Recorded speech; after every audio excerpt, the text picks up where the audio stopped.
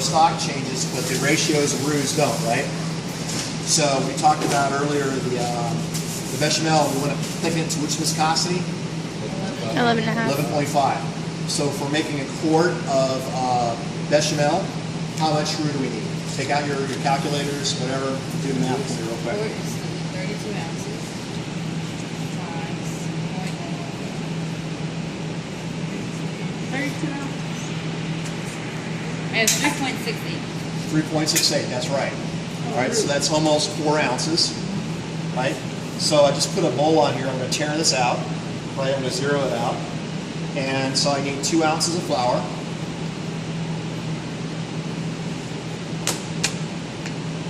Am I there? Okay. Yep, that's good. All right, and I need 2 ounces of butter, right? So is it pretty, I mean, is where you use clarified butter or you can use any butter? I'm using regular butter. That's not clarified, is it? Right? Can I use bacon fat? Is that clarified? No. No? Would there be an advantage if you did use clarified butter? Yeah, I could actually make a much higher heat and it doesn't burn because the milk solids in butter burn at lower temperatures. But am I cooking this to a really dark consistency? No. So it's not likely I'm going to burn the butter, right? So yes, you're right. Another good question. I like asking questions because it makes you think further down the question you ask. So I'm not being disrespectful. I'll take it that way. Let's see here. There we go. And that's going to be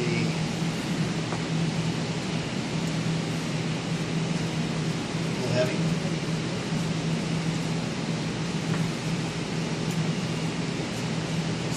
That's fine. All right, I'll set this here. So I've got my roux started. It's set right here. Now, the onion clute, right? This is an onion. This is a 1 quart container. Look at how much onion's in here. That's an awful lot of onion for 1 quart of bechamel, isn't it? Yep. All right. Have you ever tasted a bay leaf? No. You ought to sometime. Okay, I won't make you taste this one, but you ought to take a little bit off, you ought to put it in your mouth, let a little saliva get on it, and find out how intense this is. Now, again, I want you to look at the size of this leaf and the amount of liquid we're using. It's a lot of bay leaf, especially if you know how intense this is, right? And pretty darn intense. All right? So, I know I don't want to use a whole bay leaf. What? Where you go, Chef? On the floor, sir. All right. We'll get that later. We're going to sweep it up here in a little bit anyway. So I probably want to use half of the leaf, right? Cloves. Okay? You're only going to need 1 clove for a small amount. Alright? So I got my half leaf and clove. Now, because you're going to be making like 4 bechamels today, use quarter onion. Alright? So here's what we'll do. We'll take our knife, choke up on our knife, pour the top, like I'm sure you were taught how to do.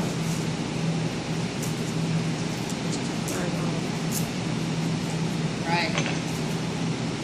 Take your knife, take the root in, slice through it this way, slice it this way, slice it this way. Now we're going to set one of these aside for our soubise, right? Because you're going to make soubise today.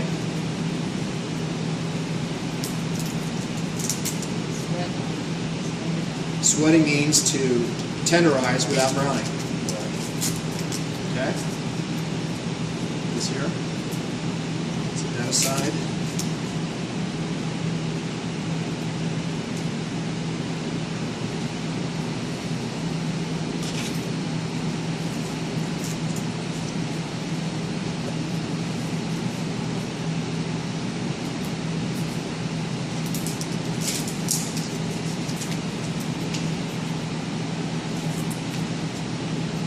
Alright, now a clute is simply made by pinning a piece of bay leaf, and we'll use this side right here, to an onion with a clove.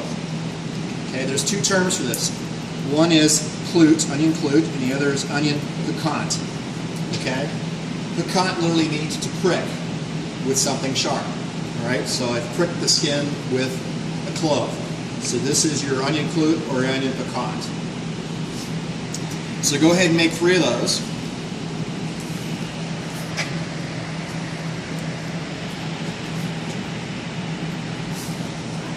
It's like putting a thumbtack in.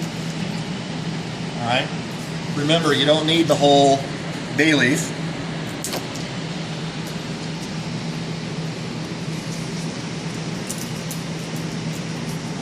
All right. And now I've got my 3 pecans. Now on the Soubise, it has sweated onions as an accessory. Excuse me, as an auxiliary. So I want to peel off this. So my onion, my knife cuts are going to count on this one, right? I want them to look good. Yeah. The only reason I'm pulling this piece off is a blemish on it. Now, do you remember the radial cut? Yeah. The longitudinal lines on the onion, right? If you take your knife and you follow them around like this, right? Now I'm going to show you 2 techniques. I'll show you 2 techniques to see them both. If I were doing 5-star, 5-diamond cutting, I'd take off a petal like this, just like I'm doing for my tomato concasse, right? Trim off the edges like this, and I could actually throw this in with my clute, right? Because it's just onion. Now, look what I've got. I've got a nice straight way to cut beautifully straight pieces of onion, right?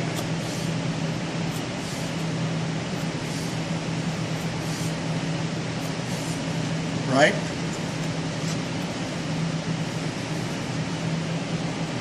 Or I could trim off the end and do a radial cut like this.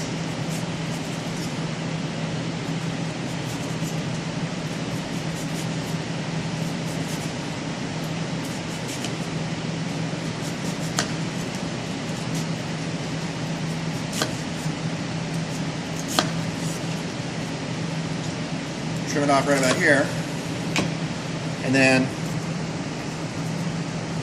break these apart,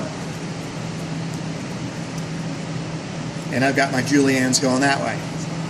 All right, so depending on how precise your cuts have to be, you can do one of those 2 cuts. Now the big thing is I want to sweat them, right?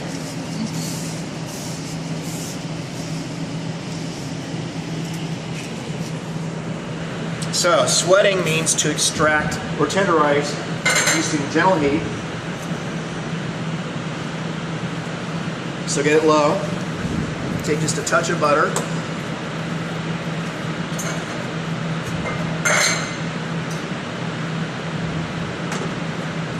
And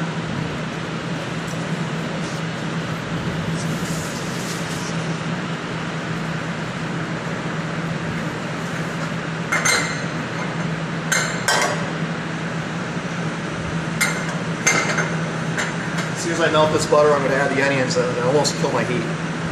Because all I'm going to do is get it just warm enough to sweat it out. You do not want to brown these onions. Alright? So the reason I got just a touch of water here is that if I add a touch of water to all those onions, which already have a lot of water on them, and cover them,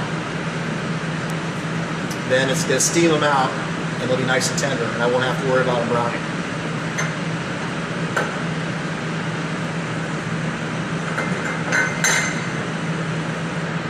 Turn my heat down.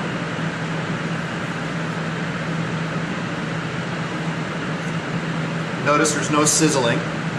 I'm not looking for sizzling. I'm looking to sweat. Add my tablespoon of water. Put my lid on it. Let it go for a minute or 2. Then kill the heat. And then let it continue to cook because it's still warm inside, the steam's trapped inside, and it does its thing. Alright, now, cheese. This is Gruyere.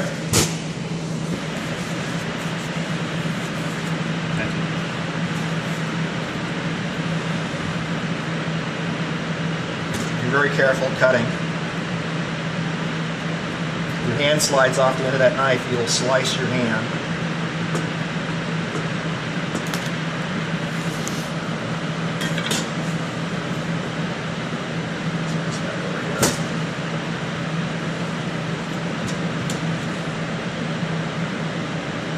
flavor does that cheese have? Swiss cheese. That's why they say Swiss is a good substitute. All right.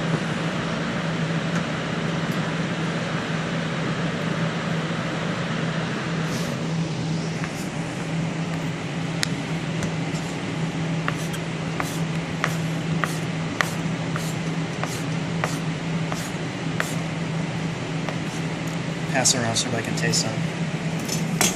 Then I need you to grate some using about this size grater.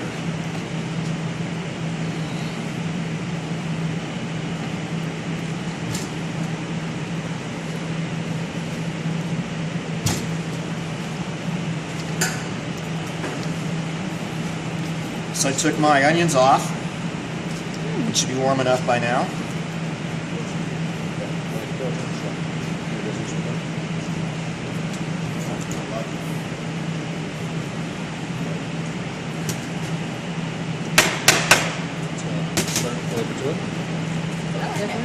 That's acquired.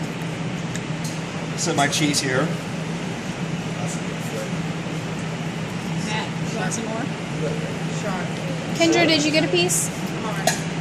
Now I'm going to take my Parmesan. Remember, this is processed cheese right here. The aftertaste that gets it. And the problem with this is that it's got a stabilizer in it. It's granular, right? And it does not melt as easily. So when we make the Mornay, we add this cheese first and keep dissolving, and I'll show you how to do that. Keep dissolving, and then once it gets as fine as it's going to get, dissolve it some more because it's not enough, right? Then when it's actually right, add this cheese to it. This will help superheat this and break down those final granulars. All right, so I got my mise en place for that, and see the steam coming off. Yeah. The stages of opacity, right?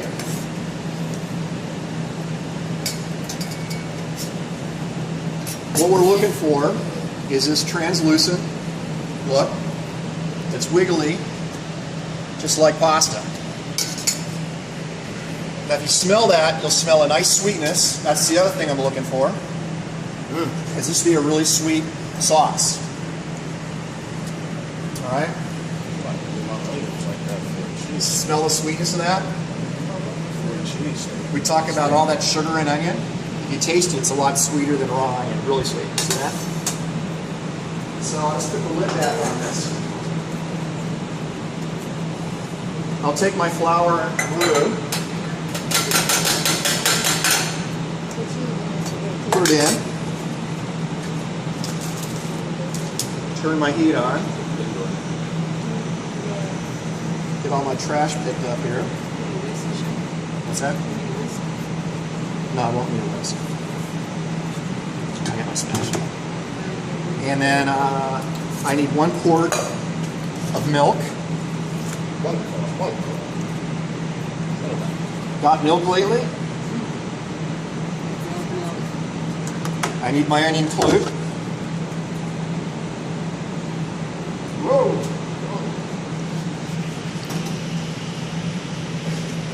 I just don't want to step on it, that's all. I'll get it in a minute.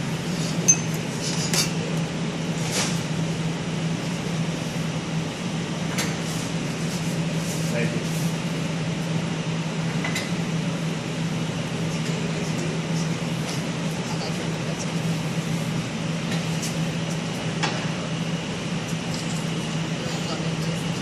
Now I can add hot and cold, cold to hot. So I've got my hot brew going here, right?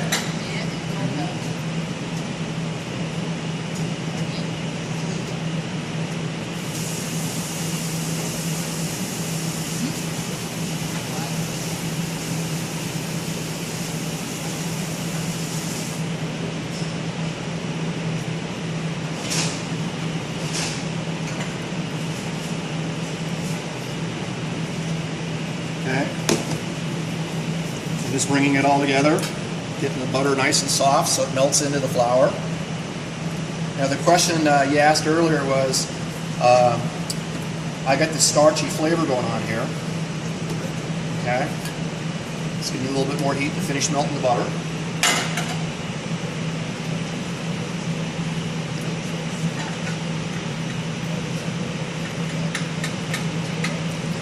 Now, one of the things that I do when I'm cooking Cajun, right, is I'll throw my mirepoix right in here because the fat and the flour absorb the flavor of my vegetable aromatics, right?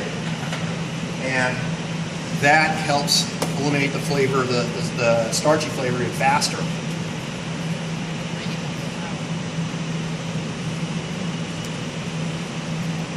Okay, so I got my white roux, I got my milk, I got my onion included, so I have everything I need for a bechamel, right?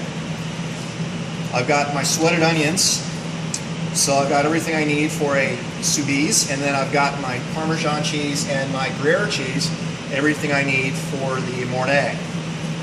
All right, so I'm just going to gradually add some of my milk.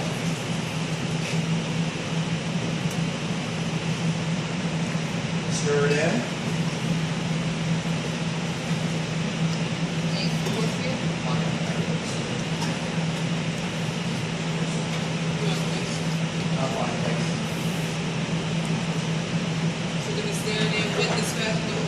You can use your whisk.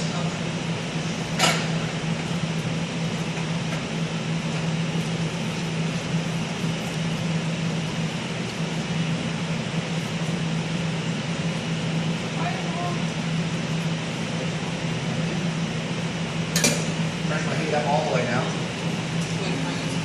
Gotta bring it to what? So it'll do what? Thicken. Thicken. You have to bring it to the boil. I told you about the S molecule, right? S-shaped molecule. The reason is that protein, flour has protein in it, it's an S-shaped molecule. So it's actually quite big as far as molecules go. But when you apply heat to it, the molecule shrinks. It maintains the same S shape, right? But it shrinks. As it shrinks, it tightens up, and that's what causes your thickening power when you're doing that. So it's really molecular science that's happening. So it has to come to a boil. I can go ahead and throw my gluten in now.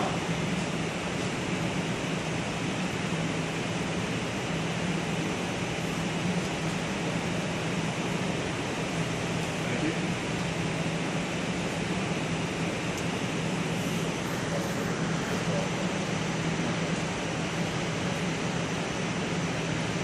Now I have to keep stirring because there is starch in my my roux, and it will settle.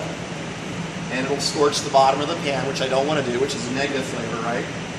I'm also using milk. There's protein in milk, and you can scorch the bottom of your pan with just milk. Have you ever had cream of wheat where the bottom of the pan was scorched? Yeah. Grits with the bottom of the pan was scorched because you had a little milk in there? It's not very good, is it? It's kind of a sour taste to it.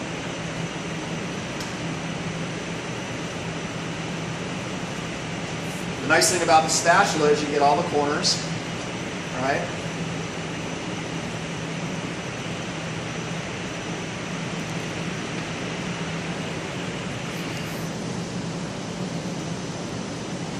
You got to have your measurements right, because if you only did 2 ounces of roux, it would be thick enough. And if I only had 16 ounces of liquid, it'd be too thick. It'd be like the mashed potatoes. So take your time, measure twice, execute once.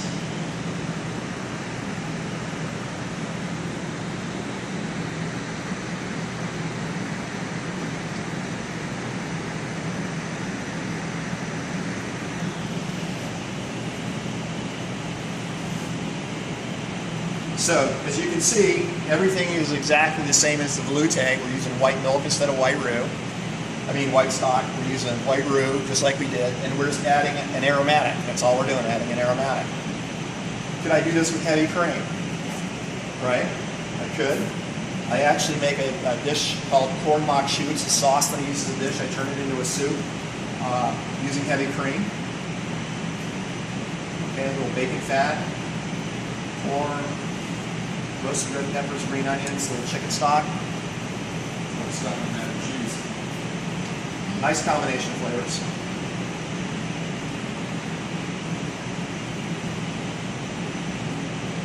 Could I use a slurry to thicken this with? What would I use as my wet ingredient to my starch? Milk, right? Do you remember how to convert your slurries?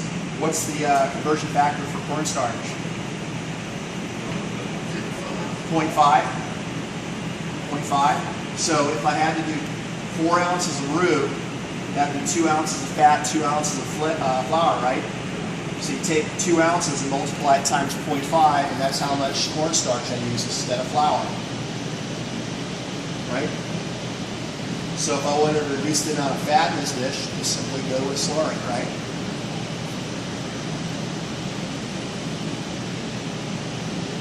So this does require a little bit more attention than our veloute, simply because of the potential for scorching the milk and the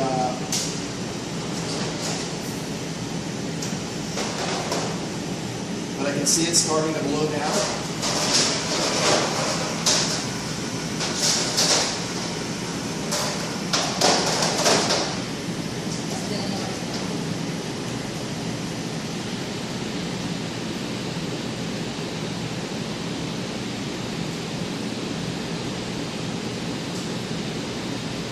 You can see it starting to stick to the side of my pan. So do a good job with your pan maintenance, because your milk will burn if you have high heat reaching up across the top of your pan like this. It'll burn like right along the rim, right, where your milk's touching the top part. And you don't want that to happen.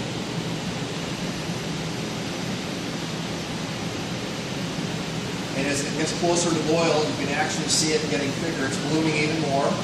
You can tell by the luster and shine, right?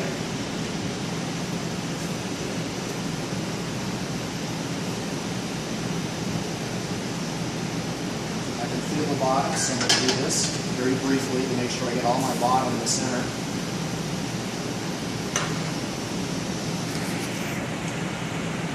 But it's got to come to a boil, so don't rush it.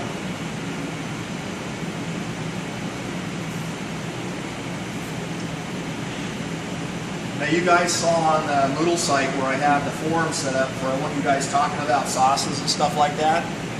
Alright, so you need to be on there a couple of times a week talking about stuff you've done or something you've learned as it relates to these kind of sauces. Fair enough? Alright? So I'm getting a nice viscosity here. I can see it on my my spatula, right? A good nappe. See that?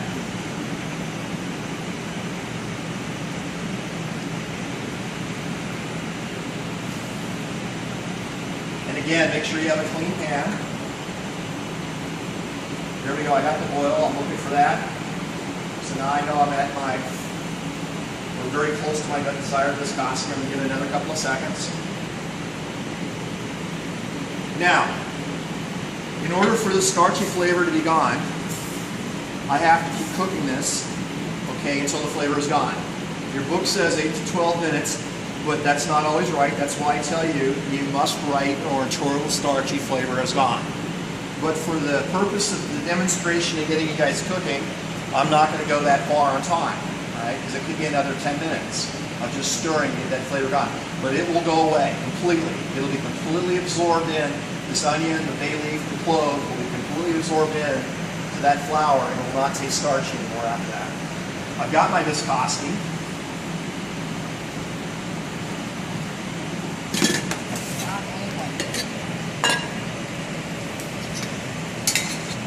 I've got my sweated onions.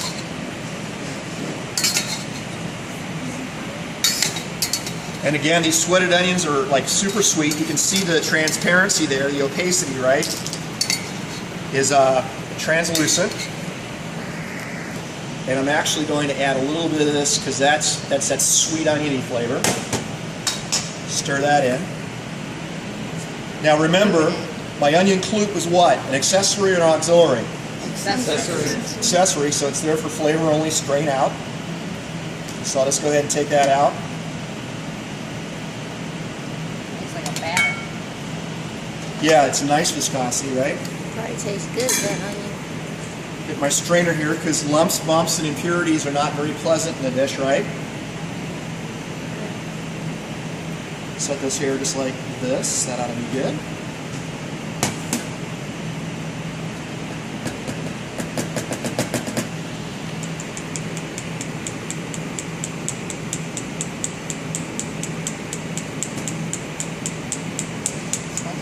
So that's out. I'm going to put this back on the heat, but I'm going to bring my heat down a tad just for a second so I can finish what I'm doing here. This because I want to keep this hot. We taste, evaluate, assess, and adjust. So I'm going to stir in. Look at the luster on that all by itself. See how shiny that is? No bumps on the spoon. Did a good job straining. All right. I want to get the sweetness of these sweated onions in here.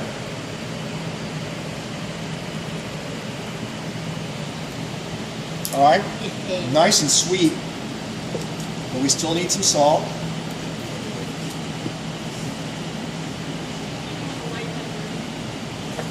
All right. Well, we always season from high up, right? Because it spreads nicely. All right. See the difference here? We season from here versus up here. You get a wider spread on it, right?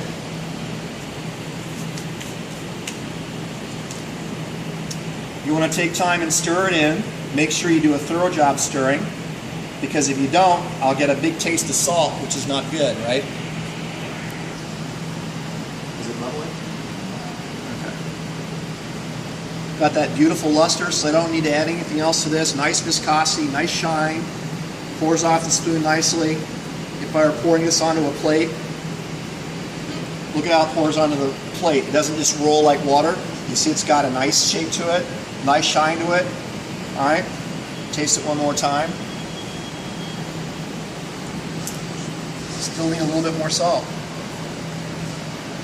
I think that's it right there.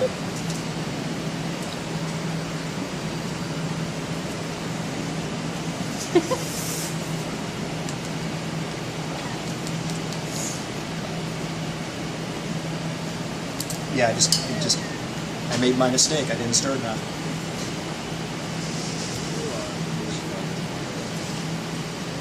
No white pepper, chef? Well, we can add a little bit of white pepper. There's nutmeg there. There's the white pepper right there. Much better. Now, white pepper. That's black pepper. I couldn't find the white pepper. All right, well, that's okay. If you're using white pepper, just use the tiniest little pinch, all right? Because anything more than that is going to be too much. Sweet. There was no white pepper the other Well, we'll day. get some, so you can play with it. Because I don't want you to overpower it with white pepper. I can, but I'm not going to. All right, because it's optional.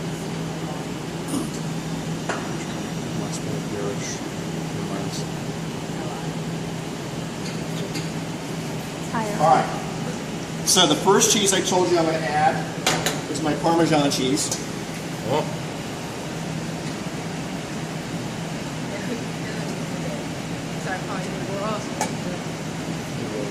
I'm going to stir it in.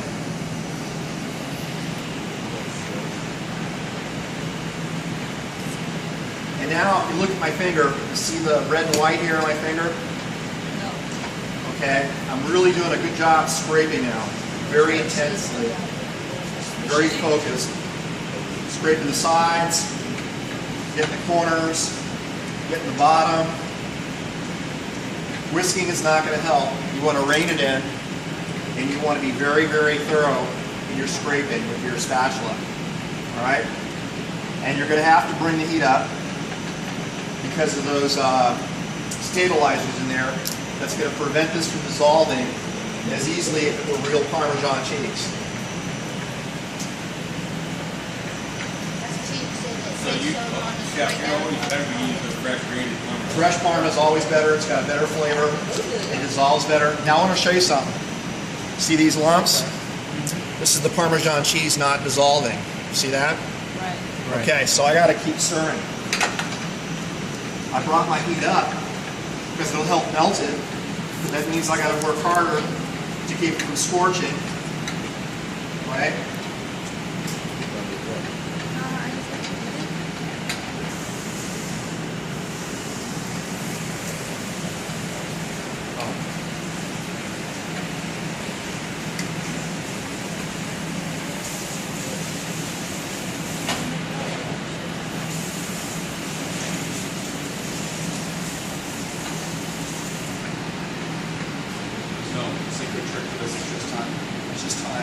Especially with this type of parm. With fresh parm, it already be done.